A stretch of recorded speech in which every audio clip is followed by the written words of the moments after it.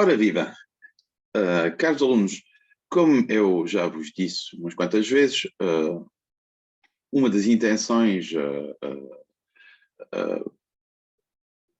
mais importantes desta disciplina de análise 2 é também de vos preparar a análise 3. E nós vamos ver hoje um conjunto de exercício, o exercício 2, 3, 4 e 5, que foram estudados no contexto da análise 2, mas que vão ser bastante relevantes em análise 3. Em particular, o que se passa é que tanto o exercício 2, 3 e 4 são relevantes de análise complexa, do estudo dos números complexos, que será a primeira parte, normalmente, do semestre de análise 3, e o exercício 5 será relevante da parte final do semestre de análise 3, que são o estudo das equações às derivadas parciais. Logo, vamos começar fazendo a mais breve possível, a introdução ou revisão sobre os números complexos. Então, como é que os números complexos Z, pertencendo a C, eles aparecem? Eles aparecem como soluções não reais da equação do segundo grau, a coeficiente reais. Ou seja, temos esta equação, A x2 mais bx mais c igual a 0, com A, B e C coeficientes reais. Vamos supor que a equação é de facto de segundo grau, ou seja, que a constante A é diferente de 0. E como é que se obtém as soluções desta equação? Começando por fatorizar por A, x² mais B sobre A, x mais C sobre A, igual a 0. Podemos simplificar a constante A e, observando as duas primeiras parcelas da expressão, podemos completar o quadrado da seguinte maneira: isto vai ser igual a x² mais 2 vezes B sobre 2A, x mais B sobre 2A ao quadrado, menos B sobre 2A ao quadrado. O que nos vai permitir escrever a equação de forma equivalente a x mais B sobre 2A ao quadrado, menos B sobre 2A ao quadrado, mais C sobre A. C sobre A vamos reduzir ao mesmo denominador da fração B sobre 2A ao quadrado, ou seja, vamos fazer aparecer abaixo um 4A ao quadrado, o que corresponde a multiplicar por 4A o numerador, ou seja, 4AC igual a 0. E chegando a este ponto, a ideia é de transformar esta soma de termos numa diferença de quadrados, ou seja, aqui já temos um quadrado. O que nós vamos fazer agora é ajeitar esta expressão de forma a fazer aparecer uma diferença de quadrados. Logo aqui já temos um menos, logo podemos escrever isto da forma x mais b sobre 2a ao quadrado menos o denominador 2a ao quadrado, e no numerador vamos ter b ao quadrado menos 4ac igual a 0. Logo, o que é que acontece? Acontece que se o b ao quadrado menos 4ac é superior ou igual a 0, isto permite-nos escrever esta parcela na forma b ao quadrado menos 4ac a raiz a dividir por 2a, isto tudo ao quadrado. E é daí que vem a forma resolvente, porque depois utilizamos o caso notável a ao quadrado menos b ao quadrado, esta tal diferença de quadrados, igual a grande A menos B, grande A mais B, que se é igual a 0, quer dizer que o A é igual a B ou o A é igual a menos B, A igual a B ou A igual a menos B, e neste caso aqui, vamos escrever aqui acima, Isto vai nos dar que x mais b sobre 2a é igual a mais ou menos a raiz de b2 menos 4ac sobre 2a.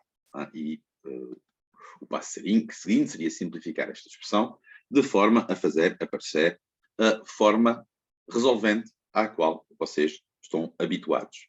Logo, o que nos interessa para introduzir os números complexos é perceber o que é que acontece quando, desta vez, o tal b ao quadrado menos 4ac, que é o discriminante da equação, é negativo. Logo, vamos apagar isto tudo e vamos escrever novamente a expressão, assumindo desta vez que b ao quadrado menos 4ac é um número negativo, ou seja, que menos b ao quadrado menos 4ac é estritamente positivo. Temos x mais b sobre 2a ao quadrado, e nós tínhamos aqui menos, como podemos transformar agora num mais, 4ac menos b ao quadrado sobre 2a ao quadrado é igual a zero. Logo, onde é que eu... Não me enganei. Logo aqui, pelas hipóteses, isto vai dar b ao quadrado mais 4ac, ou seja, menos b ao quadrado mais 4ac, que é estritamente positivo. Logo aqui nós temos um número que é estritamente positivo. Logo vai ser um bocado difícil escrevê-lo na forma de uma diferença de quadrados. E é aqui que aparece um truque, uma forma um bocadinho rápida de resumir a teoria que está por trás disto, mas aqui o que nós fazemos é introduzir um certo número, que é o número i, o imaginário puro, o primeiro, entre aspas, número complexo, que satisfaz a propriedade fantástica que i ao quadrado é igual a menos 1. Ou seja, o i pode ser definido como a raiz de menos 1. Obviamente, esta raiz de menos 1 não está definida em R, ou seja, isto não pertence ao conjunto dos reais, vai estar definida no conjunto dos complexos. Com este truque, afinal, o que é que se passa? É que nós podemos escrever a expressão da seguinte forma, com menos i ao quadrado, 4ac menos b ao quadrado, sobre 2a ao quadrado, igual a zero. E agora esta parcela toda pode escrever-se como o quadrado da seguinte expressão, ou seja, i vezes raiz de 4ac menos b ao quadrado sobre 2a ao quadrado. E podemos continuar o raciocínio para obter, ao final de contas, a seguinte forma resolvente, que vai ser x mais b sobre 2a, com o mesmo raciocínio que fizemos anteriormente, vai ser igual a mais ou menos, desta vez, i raiz de 4ac menos b ao quadrado sobre 2a. Não se esqueçam, aqui, 4ac menos b ao quadrado, que está dentro da raiz, esta raiz está bem definida, porque ele é positivo. O número que está aqui é um número positivo. Bem, aqui perdemos.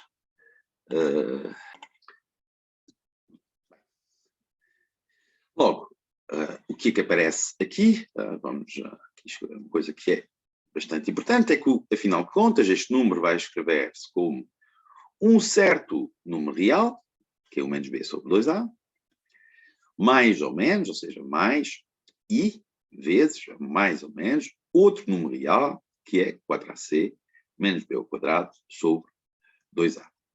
Logo, isto introduz uma certa forma de anotar as coisas, que é que estes números onde aparece o i, vamos escrevê-los da forma z igual a alfa mais i beta, onde alfa e beta são números reais e onde i é um número complexo pertencente a c, verifica que é a raiz de menos 1, ou seja, que o i ao quadrado é igual a menos 1. Esta expressão dos números complexos pode ser interpretada da seguinte maneira, usando álgebra linear, é que ao final de contas nós podemos escrever isto assim, alfa vezes 1 mais beta vezes I. E isto sugere, ao final de contas, que o espaço C é um espaço vetorial sobre R, com o conjunto dos escalares, que vai ser o conjunto R, de dimensão 2. Porquê de dimensão 2? Porque nós temos aqui uma base deste espaço, que é simplesmente dada pelos números 1 e I.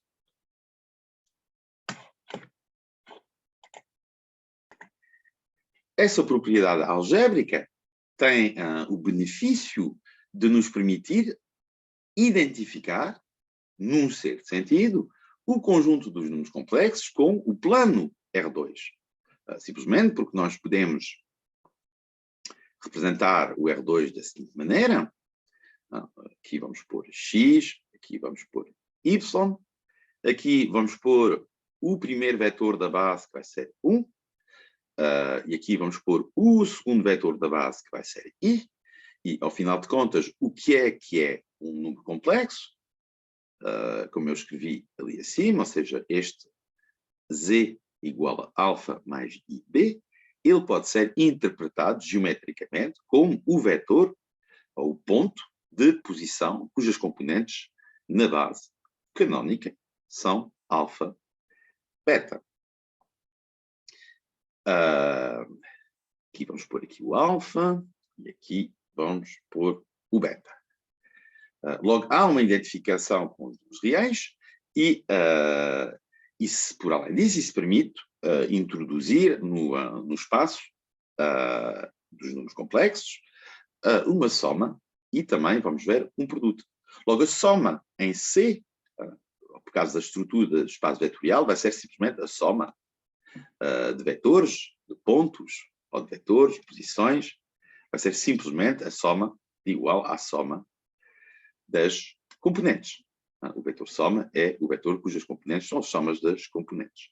Isto é muito fácil de verificar. Nós olhamos, por exemplo, Z1 mais Z2, o que é que vai ser? Vai ser alfa 1 mais I alfa beta 1, mais alfa 2 mais I beta 2, e usando as propriedades da soma e do produto usuais, nós vamos poder escrever isto desta forma, alfa 1 mais alfa 2, mais I beta 1 menos mais beta 2. Já agora, eu não disse, mas a primeira, ou seja, isto vai escrever-se na forma alfa' mais I beta, e a primeira componente nós chamamos a parte real do número complexo, e a segunda componente faz aparecer aquilo que nós chamamos a parte imaginária deste número. Logo, no caso do Z, que eu representei ali, nós vamos ter que a parte real do Z é igual ao alfa e a parte imaginária do Z é igual ao beta. Esta representação dos números complexos é, em geral, chamada, definida por representação algébrica. Representação algébrica. Bem, há outra operação que nos vai interessar, que vai ser a operação de produto de dois números complexos. Logo, com as mesmas definições, o que é que vai ser o produto? Pronto, vai ser simplesmente o produto de alfa 1 mais I beta 1 vezes alfa 2 mais I beta 2, onde nós vamos usar as propriedades de distributividade do produto sobre a soma e também não esquecer a propriedade que nos diz que o I ao quadrado é igual a menos 1. Logo, isto dá o cálculo C-linked, alfa 1, alfa 2 mais alfa 1 I beta 2 mais I beta 1 alfa 2 mais I ao quadrado beta 1 vezes beta 2, ou seja, menos beta 1 beta 2. Depois podemos organizar as componentes do vetor Z1, Z2, ou seja, vou fazer alfa1, alfa2, menos beta1, beta2, mais I, alfa1, beta2, mais beta1, alfa2. Logo, o que se pode ser observado aqui é que esta definição de produto de dois números complexos é muito diferente da definição que nós vimos para o produto dos números reais. Isto não é nenhuma surpresa. Um espaço de número complexo é um espaço muito maior do que os números reais.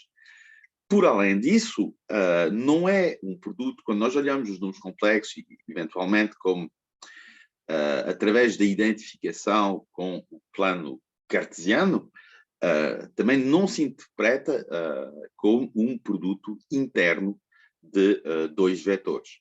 Em particular, porquê? Porque o produto interno euclidiano que nós vimos nas aulas anteriores, ele fornece um número real.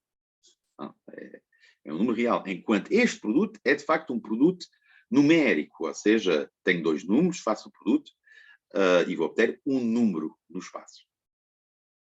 Por além disso, os números complexos satisfazem as propriedades muito semelhantes às propriedades dos números reais. Por exemplo, nós podemos considerar o inverso do número complexo, ou seja, 1 sobre z, que facilmente, se nós escrevermos desta maneira, usando um truque que vocês já viram a análise 1, que é multiplicar pelo conjugado, e já vamos ver porque é que esta multiplicação pelo conjugado, ela de facto simplifica a expressão da inversa, de beta. Isto vai ser igual a alfa menos i beta sobre alfa ao quadrado mais beta ao quadrado. Como é que eu cheguei tão rapidamente a este resultado? Porque eu já conheço a resposta, mas sobretudo porque vocês podem redemonstrar isto usando a definição do produto.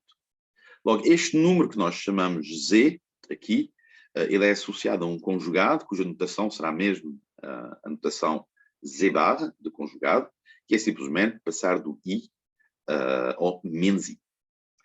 E é notável aqui que, de facto, quando eu faço Z vezes o seu conjugado, o que é que eu vou obter? Este número, alfa quadrado mais beta quadrado.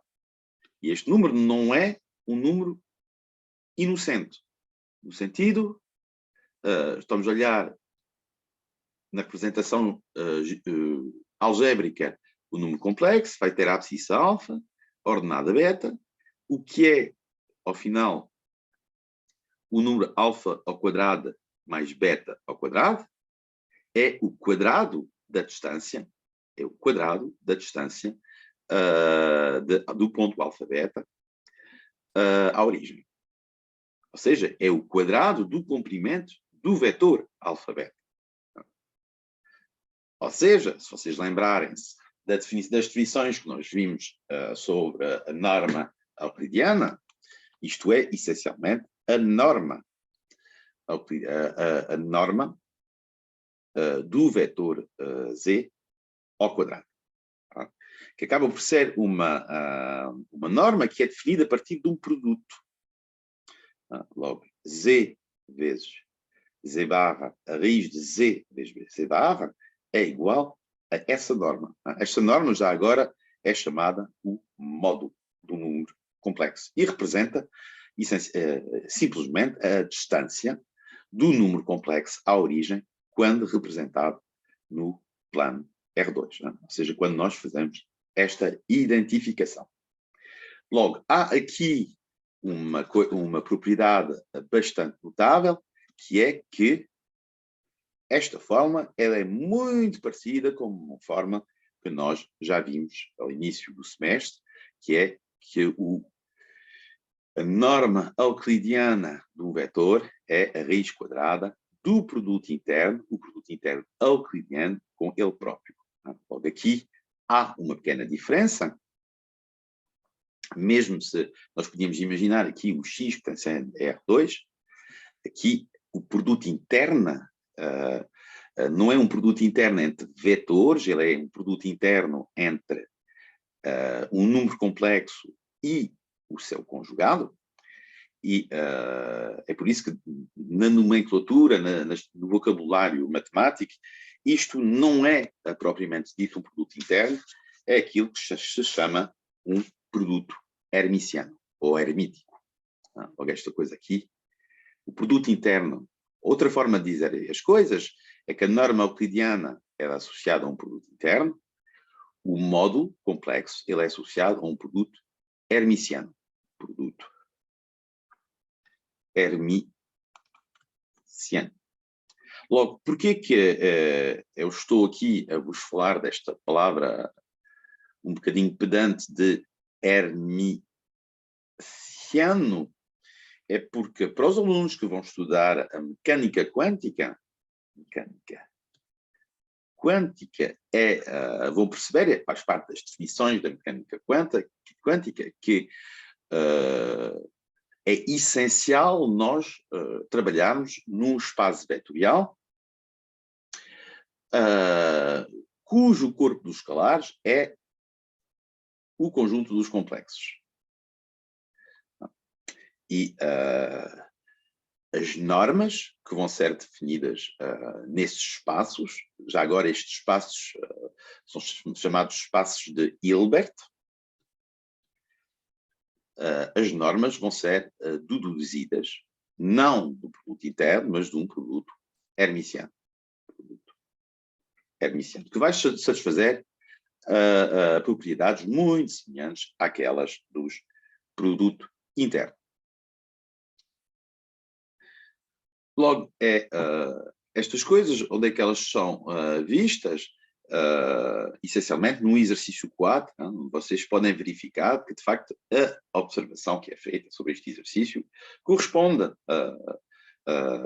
àquilo que eu acabei de dizer sobre os números complexos. Vamos agora dar uma vista de olhos aos exercícios 2 e 3, ou pelo menos dar a teoria, elementos da teoria que estão por trás dos exercícios 2 e 3, que vou limpar isto tudo. E o que nós vimos até agora, fazendo um pequeno recapitulativo, é que nós tínhamos os números complexos, posso escrever agora x mais y, isto é um número complexo, e que tínhamos uma forma de identificar este número complexo como um ponto, uma representação algébrica no plano R2. E isto, por além de ser uma representação algébrica, tem de facto uma representação geométrica. Logo podemos olhar este ponto, xy, como, de facto, um elemento xy do plano complexo, e nós vimos que a distância de xy à origem podia ser interpretado como será definida como um módulo de um complexo, e tinha como fórmula a raiz quadrada de x quadrado mais y ao quadrado. E isso, se vocês forem ver, é exatamente a definição que é apresentada da função f de xy no exercício 2. Vamos aqui voltar rapidamente ao exercício 2. Logo, é esta definição que é usada. E qual é a interpretação geométrica desta função? Pronto, ela vai medir a distância do ponto xy à origem do plano das coordenadas. Logo, no exercício 2, o que é apresentado é a função alfa de xy igual a arctangente de y sobre x, e esta função também tem uma interpretação geométrica, que é que nós estamos a olhar o quociente y sobre x, que é este comprimento sobre este comprimento, e se vocês pensarem um bocadinho, o que é que esse quociente representa? Representa o declive da reta que passa pelo ponto, vamos chamar aqui o ponto, vamos chamar o ponto M, também é um número complexo, que há muitas notações para dizer as mesmas coisas, mas convém até distinguir Z, o número complexo, do ponto M que o representa em R2. Logo, é o declive da reta OM. Nós sabemos que o declive de uma reta, y sobre x, escreve-se como a tangente do ângulo que essa reta faz com a horizontal. Logo, afinal de contas, se eu for aqui usar a fórmula, simplesmente, o que é que eu tenho aqui? Eu tenho alfa de xy, que é arctangente de tangente, ou seja, que vai ser esse θ de xy. Este ângulo, o ângulo da reta OM, é igual ao ângulo que a reta OM faz com o eixo OX.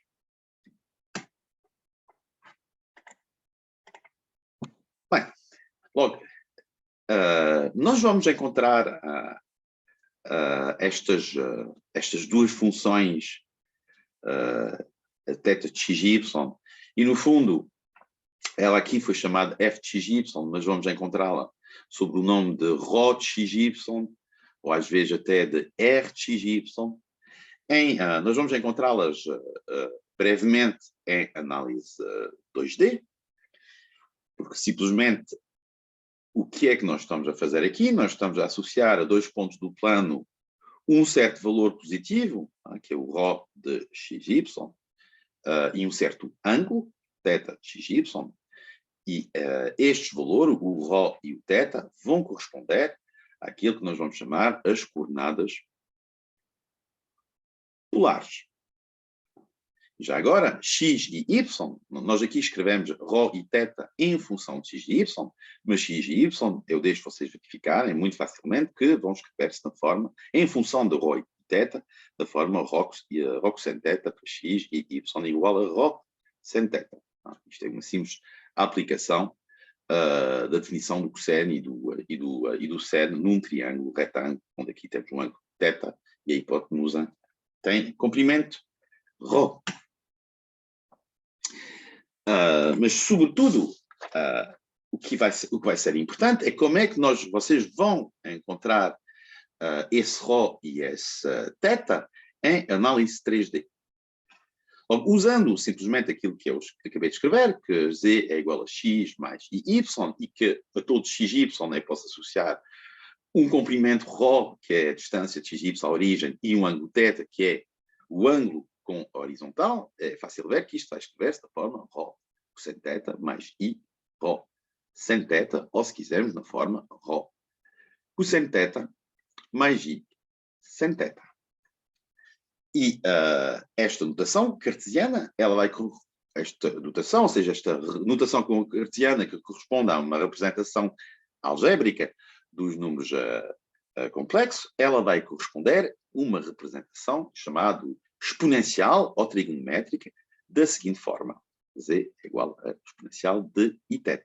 Logo, isto é essencialmente uma notação de análise complexa que significa este termo.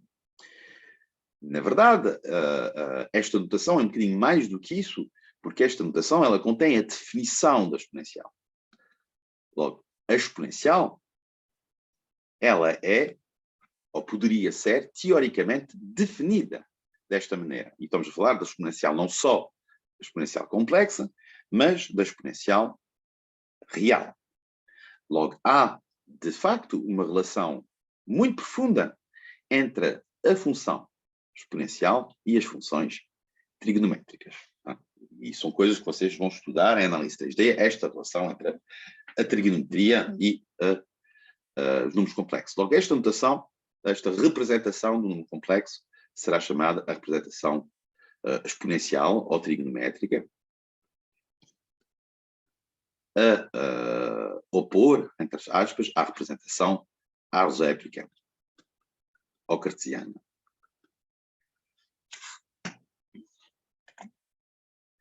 Também queria acrescentar que nós vamos ver em análise 2 as coordenadas polares e o ρ vai chamar-se o raio e o θ vai ser o ângulo, mas já em análise complexa o ρ chama-se o módulo.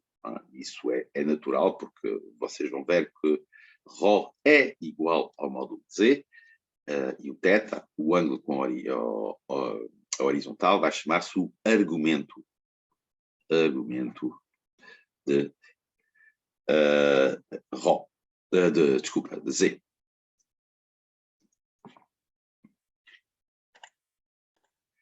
Bom, as propriedades das notações dos números complexos foram estudadas mais em detalhe no início da análise 3D, mas o que é muito importante e a razão pela qual eu estou a fazer este vídeo é que, de facto, nós, em análise 2D, brevemente, nós vamos estudar as coordenadas polares. Ou θ. E é muito importante vocês lembrarem-se, quando vão chegar nessa parte da matéria, análise 3D, que aquilo que nós chamamos a exponencial complexa, a representação trigonométrica ou exponencial nos números complexos, corresponde exatamente às coordenadas polares. Exponencial em C, e o Rho vai corresponder ao módulo, que chama-se o módulo nos números complexos. O argumento vai corresponder ao θ. Logo aqui, este vídeo já está a durar demasiado tempo. Vamos passar à última parte que eu queria vos mostrar, que é esta parte do exercício 5, que também tem a ver com a análise 3 e aquilo que eu chamei as equações às derivadas parciais. Logo, na verdade, até esta altura da análise 2, vocês já sabem resolver uma equação às derivadas parciais. Vocês só não sabem que sabem, simplesmente, ou seja, isto é matéria de análise 1, porque os conceitos de derivadas parciais não foram ainda definidos. Mas o que é que nós temos no exercício 5? Temos uma função h de xt, que dá a temperatura de uma barra metálica em função do tempo e da posição nessa barra. Ou seja, temos esta função mais é de menos t cosseno de x. Independentemente das perguntas desse exercício, como é que vamos interpretar isto em análise 3? E brevemente também um bocadinho análise 2. Logo, vamos considerar derivadas parciais. Então, o que é que são derivadas parciais? São coisas que vocês podem calcular já sabendo a análise 1, porque simplesmente, considerando a derivada parcial de h em relação ao tempo, isto interpreta-se como a derivada de análise 1 de h em relação a t, considerando a variável x constante.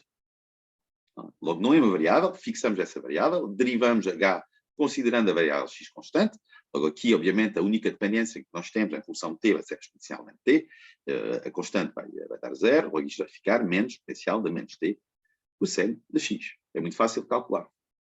Da mesma forma, podíamos calcular a derivada parcial do h em função de x. Desta vez vamos considerar que o tempo é uma constante, ou seja, exponencial menos t, tratamos como se fosse uma constante, a multiplicar por cosseno de x, a derivada de cosseno de x vai ser menos seno de x, logo isto fica menos exponencial menos t, seno de x. E vamos aqui derivá-lo uma segunda vez. Isto vai chegar a escrever essa derivada segunda desta maneira, e vai nos dar a derivada de seno de x é cosseno de x, logo menos exponencial menos t, cosseno de x. Logo, o que é que aparece e que deve ser óbvio e que é muito, muito importante é que estas duas derivadas foram calculadas, são derivadas de h calculadas de maneira diferente. Uma é uma derivada de ordem 1, outra é uma derivada de ordem 2 da função h. Elas dão o mesmo valor, ou seja, nós temos aqui, podíamos escrever, e eu vou escrever aqui em grande, a derivada parcial em ordem ao tempo da função h é igual à segunda derivada parcial de h em relação ao espaço. E esta equação é uma equação que vocês vão estudar ao final da análise 3D e vai chamar-se a equação do calor. A equação do calor, às vezes também se fala como equação de difusão. Logo, aqui, o que é muito importante é que, ao final de contas, nós fizemos aqui este pequeno cálculo, nós fizemos aqui uma observação que é fundamental para a física teórica, para a engenharia, para as ciências da engenharia. Isto é fundamental, porque o que é que nós temos aqui? Nós temos aqui o que pode ser interpretado como o resultado de uma experiência, ou seja, o resultado de uma medida feita sobre uma experiência. Pegamos numa barra de ferro, aquecemos essa barra de ferro com uma chama, aqui isto é suposto ser uma chama, ela vai, obviamente, aquecer, aqui imaginamos que 15 graus vai ser a temperatura ambiente, mas aqui vamos ter uma temperatura, sei lá, de 300 graus, e depois nós tiramos a fonte de aquecimento da barra e vamos fazer medidas da temperatura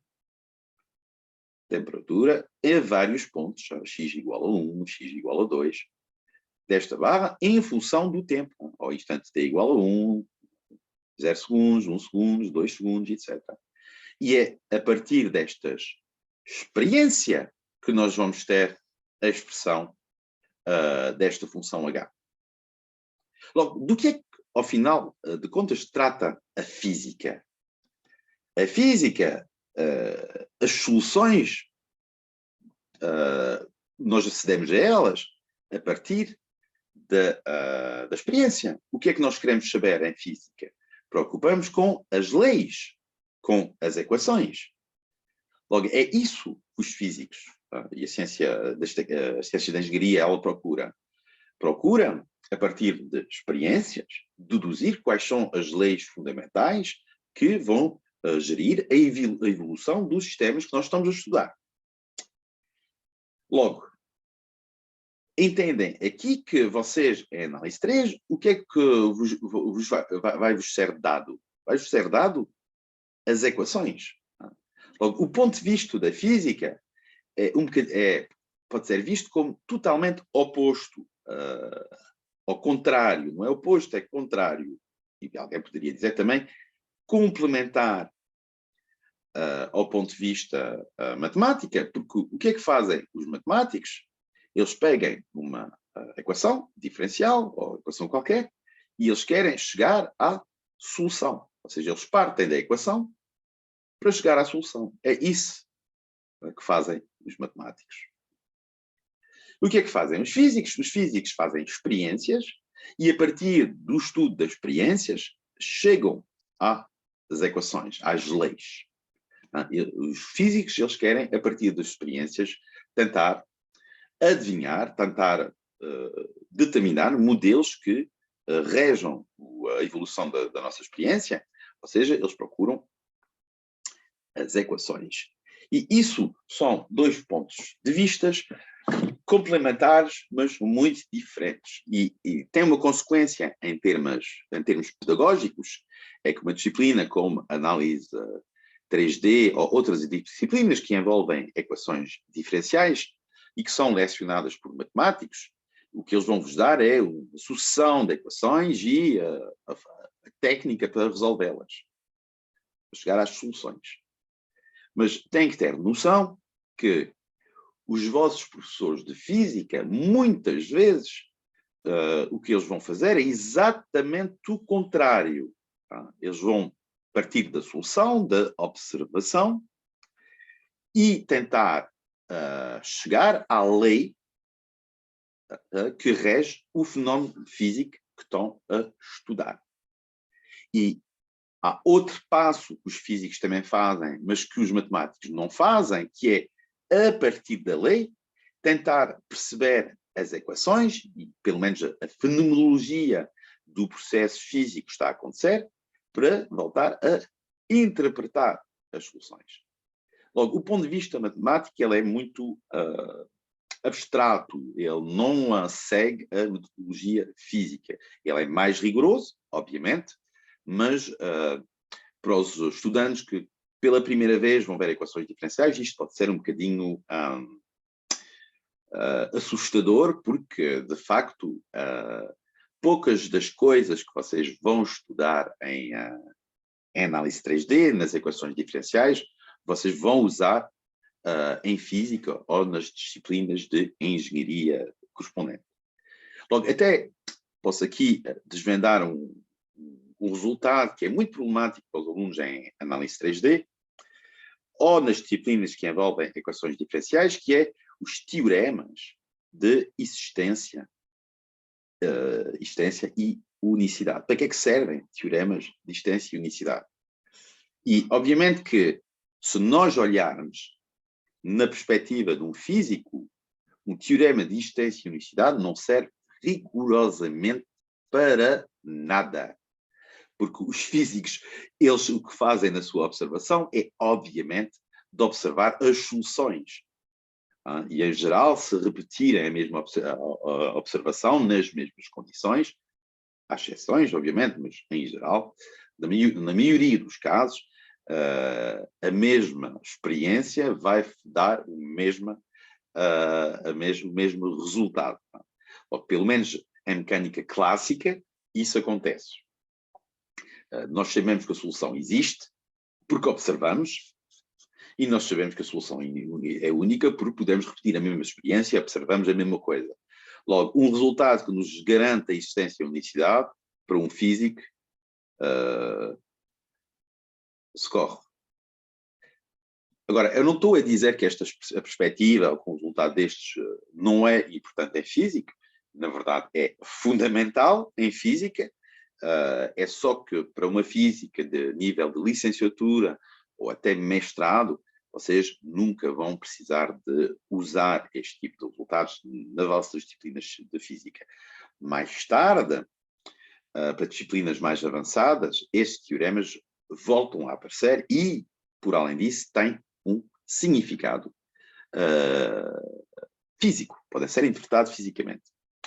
Há mais uma última conclusão antes de encerrar este vídeo, que eu queria dizer, é que esta forma de apresentar as questões, o método de análise dos matemáticos, confrontar o método analítico dos matemáticos aos físicos, também tem outro efeito, é que se vocês tiverem noção disso, desta complementaridade, resolver equações dadas pelos matemáticos pode tornar um processo totalmente trivial. Ou seja, muitas vezes, nos exercícios que serão dados em análise 3D ou equações diferenciais, vocês podem chegar ao resultado imediatamente usando argumentos de física, ou argumentos de simples bom senso e de observação. Logo, eu não vou desenvolver mais sobre este assunto.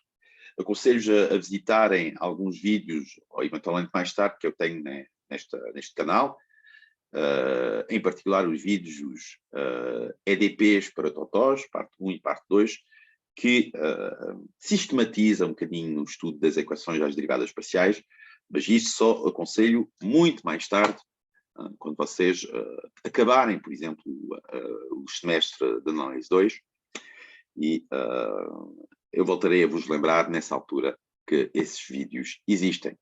Bons estudos!